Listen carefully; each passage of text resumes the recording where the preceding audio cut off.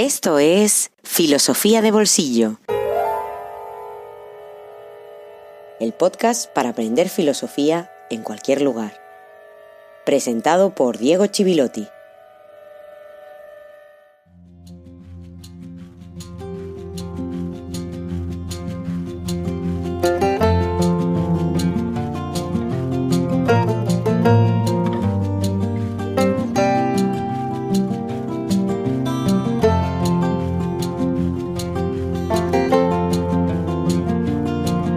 Muy buenos días y feliz jueves filosófico número 39.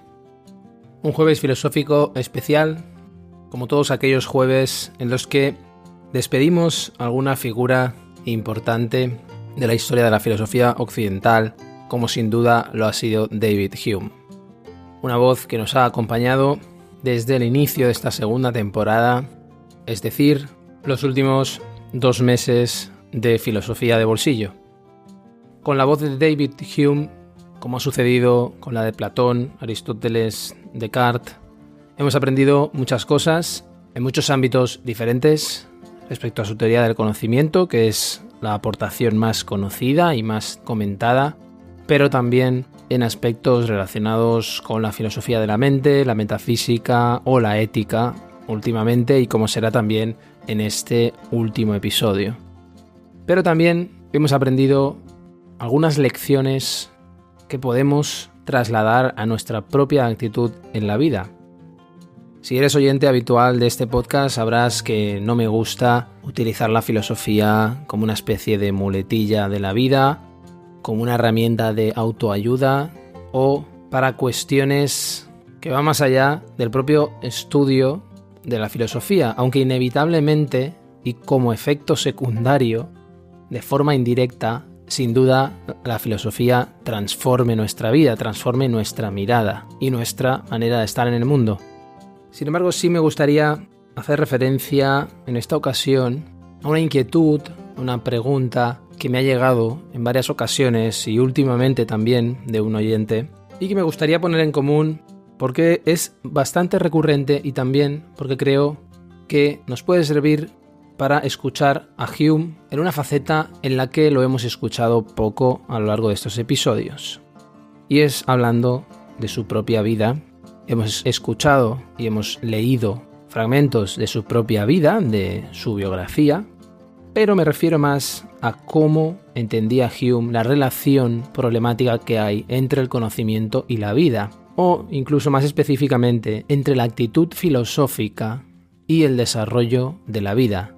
Me preguntaba hace pocos días un oyente cómo se puede conciliar esas dos esferas y sobre todo cómo podemos continuar con la vida sin que la filosofía se presente en cada momento, y así me lo expresaba este oyente y amigo del podcast, es decir, sin que la filosofía interrumpa el curso normal y habitual de la vida, que a veces nos obliga a continuar sin tener que plantear todo lo que encontramos a nuestro paso y de una manera u otra hacer lo que hacen los que nos rodean. Mi respuesta no podía ser satisfactoria porque creo que no hay una respuesta completamente satisfactoria a esa pregunta tan difícil, pero más o menos venía a decir que, al menos como yo lo vivo, es como una constante negociación para poder lidiar con la realidad, una negociación necesaria para poder mantener un cierto equilibrio con lo que nos rodea, una cierta salud mental incluso, sin tener que renunciar por ello a la mirada filosófica. Me gustaría, sin embargo, ahora mostrar la respuesta que Hume da, el propio Hume, al que también le preocupaba esto, como le ha preocupado a cualquier persona que se ha dedicado a la filosofía con una cierta asiduidad o profundidad, y una respuesta que Hume no dio en cualquier lugar, no escribió ni siquiera en su biografía, sino que lo hizo en el propio Tratado de la Naturaleza Humana, es decir, una cuestión que él consideraba de importancia capital. Comenzaremos este último episodio sin olvidar que quiero dedicarlo a 2 personas que están haciendo posible este episodio y este podcast. Se lo dedico a Jorge. Muchas gracias, Jorge, por tu apoyo. Y también se lo dedico a Catalina. Gracias, Catalina, también por apoyar Filosofía de Bolsillo en Patreon. Gracias a los dos y al resto de mecenas. Ya somos 25 en la página de Filosofía de Bolsillo en Patreon que están haciendo posible este proyecto, dándole voz a David Hume y a la historia de la filosofía occidental una semana más. Muchas gracias a todos.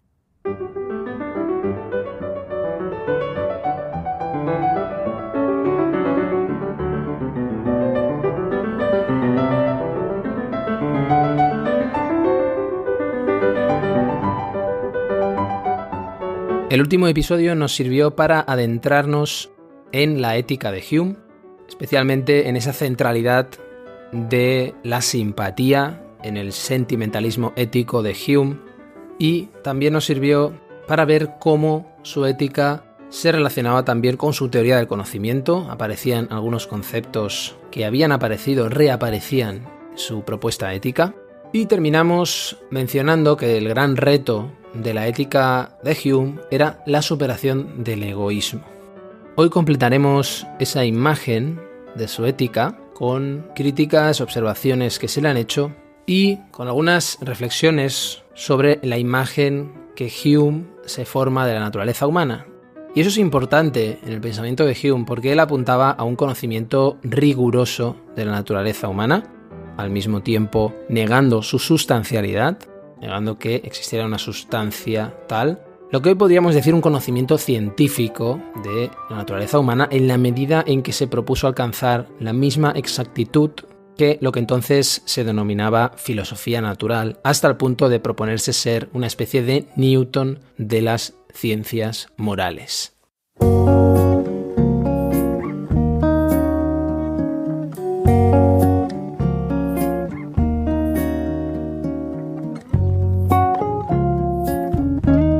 Un libro en el bolsillo.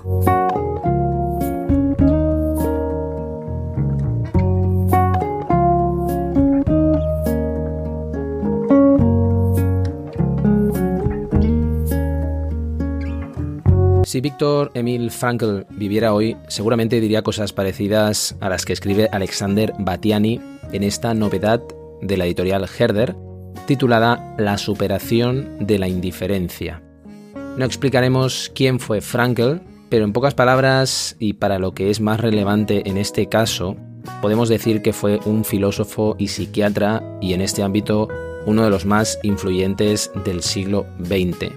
Ahí está un clásico como El hombre en busca de sentido, que ha sido tan leído y tan comentado para corroborarlo. Creador de un sistema terapéutico llamado logoterapia, que definió como una psicoterapia centrada en el sentido, se le considera a Frankl representante de un linaje vienés que comienza en Sigmund Freud, continúa en Alfred Adler y desemboca en él. Batiani, director del Instituto Viktor Frankl de Viena, es el principal representante del legado de Frankl en la actualidad. Y en este libro aplica esa orientación al análisis de los fenómenos actuales relacionados con la crisis de valores y especialmente en una escala individual, con actitudes generalizadas de desánimo e indiferencia frente al mundo y frente a la propia vida, porque él sostiene que no existe tal pérdida de valores, sino la pérdida de la voluntad y la fe para ponerlos en práctica en el día a día, la incapacidad para hacernos responsables de dar sentido a nuestras vidas. Y esto es fundamental más allá de la esfera individual, porque, como muy bien sostiene el autor, la multiplicación de las patologías mentales y la regresión de los valores democráticos en nuestras sociedades son epifenómenos de este fenómeno fundamental.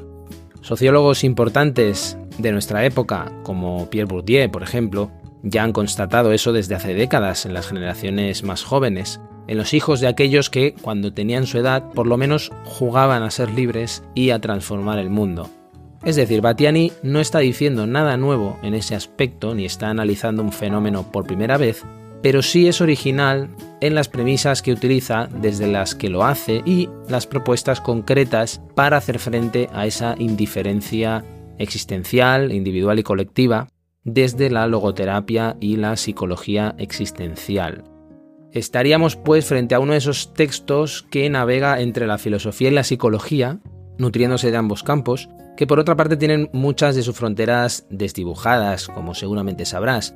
Puede llamarnos la atención, pues, esa orientación práctica e incluso terapéutica, pero no deberíamos olvidar que en determinados momentos de la historia la filosofía ha tenido esa orientación como divisa. Pensemos en corrientes tan relevantes como el epicureísmo o el estoicismo. La orientación que sigue Bastiani, heredada de Frankl, considera que el desarrollo completo de una persona depende de su capacidad para preguntarse y responder en una respuesta que siempre está abierta porque es búsqueda constante, acerca del sentido de su existencia única e irrepetible. Se trata de una antropología que bebe mucho del existencialismo, una de esas etiquetas cómodas que utilizamos a veces en el mundo académico para introducir una infinidad de autores muy diferentes entre sí, pero que se materializó en corrientes concretas a partir de los años 30 del siglo pasado. El grito del existencialismo, para resumir, fue el del hombre concreto frente al gran sistema, el de carne y hueso frente a las fantasmagorías teóricas, especialmente pensando en Hegel. Esa reivindicación también está en la base de la superación de la indiferencia, en especial en su profunda apuesta por la libertad humana individual, explícita en los capítulos 4 y 5 bajo la máxima atreverse a ser libre, que nos recuerda tanto a Jean-Paul Sartre. Hay una premisa fundamental en el libro de Bastiani. Al ser humano le pertenece desde que entra en el mundo una estructura idealista que le empuja a la esperanza, la búsqueda de sentido y la responsabilidad, es decir, a hacerse cargo de la propia existencia. Algo que de tan ingenuo que suena ya a nuestros oídos actuales llenos de cinismo puede ser no solo diferente, sino incluso revolucionario. Un libro que habla de esperanza en la era de la desesperanza, de idealismo en la era del conformismo, de libertad en la era de las esclavitudes voluntarias. En resumen, un libro que habla de compromiso con la vida en la era de la indiferencia.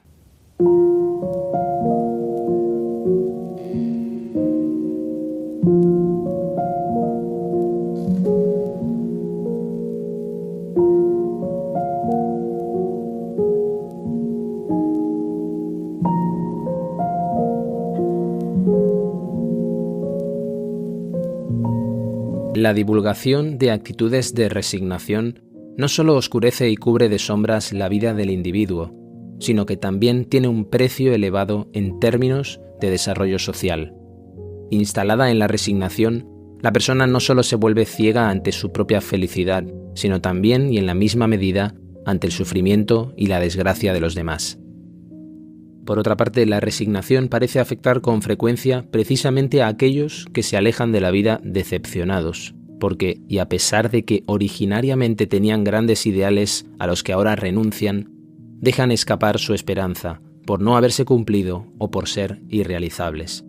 El vacío resultante es ocupado por la indiferencia, ese sentimiento que socava toda iniciativa, todo idealismo y toda fe en un futuro mejor, construido con responsabilidad, y que nos devuelve a una gris rutina diaria, que nosotros soportamos, lamentamos y dejamos pasar sin saber realmente qué significa todo esto y si nuestra vida tiene algún sentido digno de mención. Para una sociedad y para el mundo en su conjunto, no puede ser bueno perder como participantes y constructores activos aquellos que alguna vez estuvieron abiertos a las esperanzas y los ideales, porque si lo hace está perdiendo a los mejores, o mejor dicho, lo mejor que tiene el ser humano, su disposición a mirar más allá de su propio estado momentáneo y sentirse llamado a contribuir de manera positiva al mundo allí donde pueda hacerlo. Así la sociedad pierde lo mejor que tiene, porque pierde aquellas fuerzas dispuestas a intervenir de manera comprometida y benévola en el curso natural de las cosas, para que nuestra contribución pueda hacer posible, por un lado, levantar algo nuevo y vivo en el mundo, y por otro, darle la vuelta a una situación delicada o a un sufrimiento evitable. El ser humano es y seguirá siendo humano, y la esperanza y la búsqueda de sentido son características profundamente o incluso intrínsecamente humanas.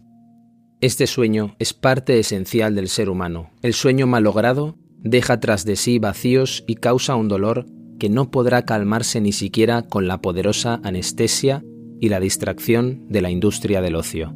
Y de ahí la desolación de un mundo sin sentido ni deber y sin responsabilidad personal ni colectiva. La indiferencia es el rechazo de esta responsabilidad.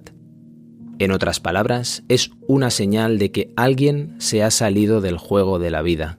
Allí donde la vida contaba conmigo, hay ahora un vacío. Alexander Batiani. La superación de la indiferencia. Editorial Herder.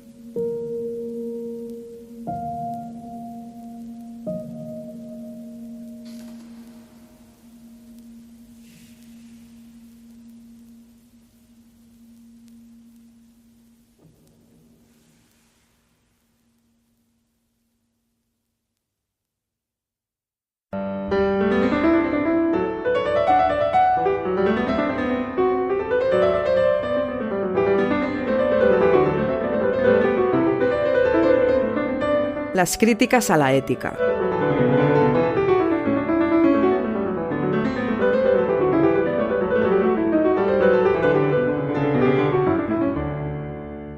Las críticas que se le han hecho a la ética de Hume son interesantes siempre porque nos permiten pensar de una manera más sutil, profunda, con más matices su propuesta, como sucede con cualquier otro autor que hayamos visto. Por eso me gusta hacer referencia a las críticas que se le pueden hacer o se le han hecho. Siempre que puedo lo hago.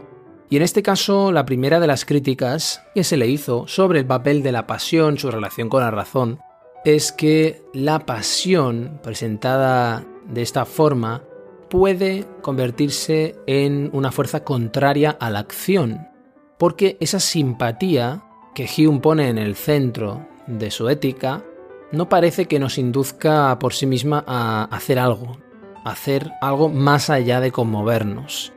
La gran pregunta que se le va a hacer a Hume en ese sentido es cómo podemos traducir el sentimiento en acción, cuando la acción es lo que debe ser el centro de toda propuesta ética, la acción moral. Por otra parte, también se ha observado que, como ya anticipaba en el episodio anterior, al sentimiento le falta solidez, le falta sobre todo constancia. Por eso la razón en la tradición ha ocupado ese lugar, porque la razón siempre ha sido sinónimo de esa constancia que parece faltarle al sentimiento. Y el problema de los sentimientos morales, y es el gran problema de la propuesta de Hume también en el ámbito de la estética, respecto al gusto, como vimos en episodios anteriores, es que le falta la objetividad, o es una objetividad muy frágil. Era una cuestión que tradicionalmente solucionaba la razón, o como mínimo una imagen de la racionalidad humana. Una razón que está a salvo de los vaivenes de los sentimientos. Y con esto hay que tener en cuenta también que la traducción objetiva no depende de la voluntad que se ha entendido ligada a la razón, voluntad siempre ligada a un modelo de racionalidad, porque la propia voluntad se entiende como racionalidad y como impulso que nos empuja a la acción. Para Hume, la voluntad no es algo previo al acto, sino que es algo que acompaña el mismo acto, y por lo tanto la voluntad queda fuera de la razón. La voluntad en Hume no pertenece a la razón, porque la razón para él era algo inerte, que no tiene empuje ni fuerza, ni produce nada por sí misma, y mucho menos nos induce a actuar. Lo que nos induce a actuar es la emoción.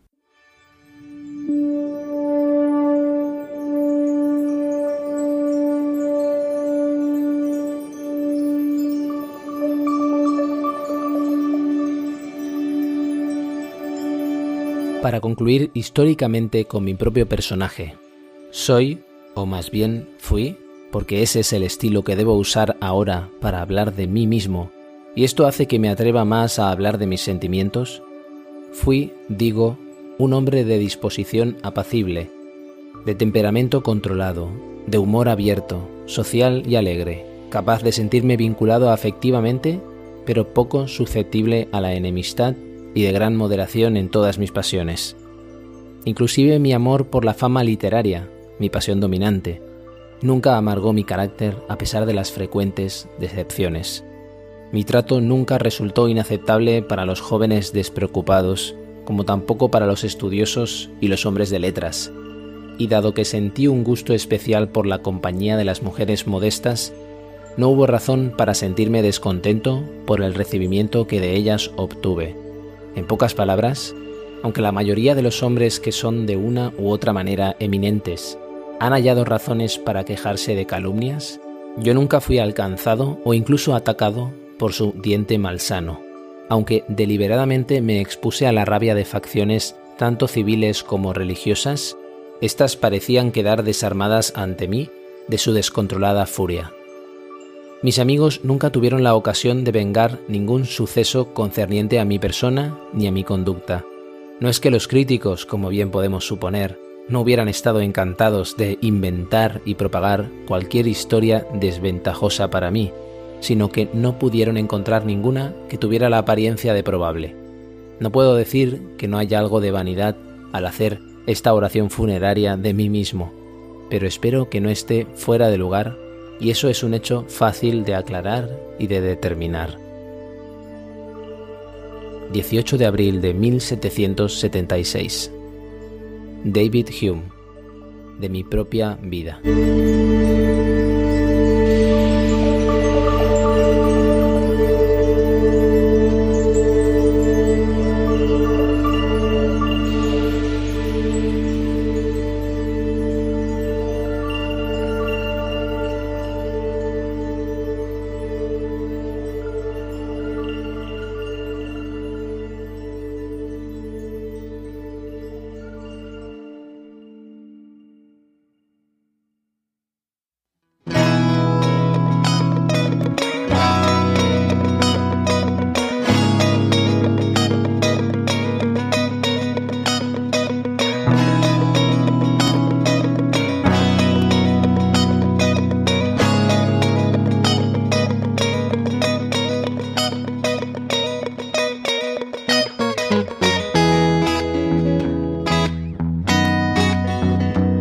Filosofía de Bolsillo existe gracias a ti.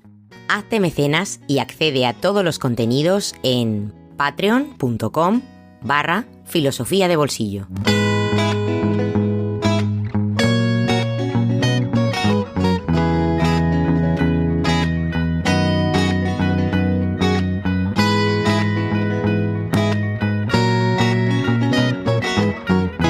Pues con un poco de pena y un poco de alegría por lo que llega también, despedimos a David Hume, una voz interesantísima, menos conocida entre el gran público que entre los que nos hemos dedicado con más o menos fortuna a estudiar filosofía, porque es una voz indispensable en la tradición filosófica occidental.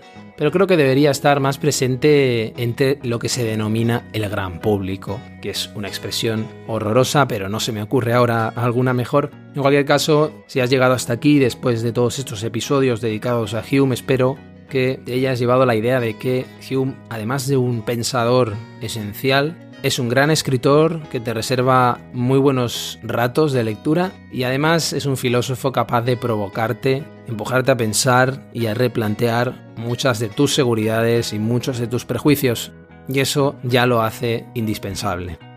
Recuerdo antes de terminar que este episodio 39 se lo dedico a Jorge y a Catalina, dos mecenas y amigos del podcast que han hecho posible que Filosofía de Bolsillo siga adelante y que David Hume haya podido hablar a través de este humilde podcast. Muchas gracias también a los que habéis tenido la paciencia y el entusiasmo de llegar hasta aquí, y gracias por adelantado porque estoy seguro que el próximo Jueves Filosófico nos reencontraremos. Sin decir de quién o de qué hablaremos, estoy seguro que será de muchísimo interés, porque creo que lo que vamos a tratar a partir del próximo Jueves Filosófico van a ser cuestiones que nos interpelan y nos afectan de una manera mucho más intensa quizás que todas las cuestiones que han ido apareciendo hasta ahora, o al menos por la forma en la que están formuladas y por los autores y lo que le debemos a todos esos autores que van a aparecer a partir de ahora. Así que, por mi parte y por parte de David Hume, no tenemos más que decir este jueves, pero te esperamos la próxima semana, como siempre aquí en Filosofía de Bolsillo. Hasta muy pronto.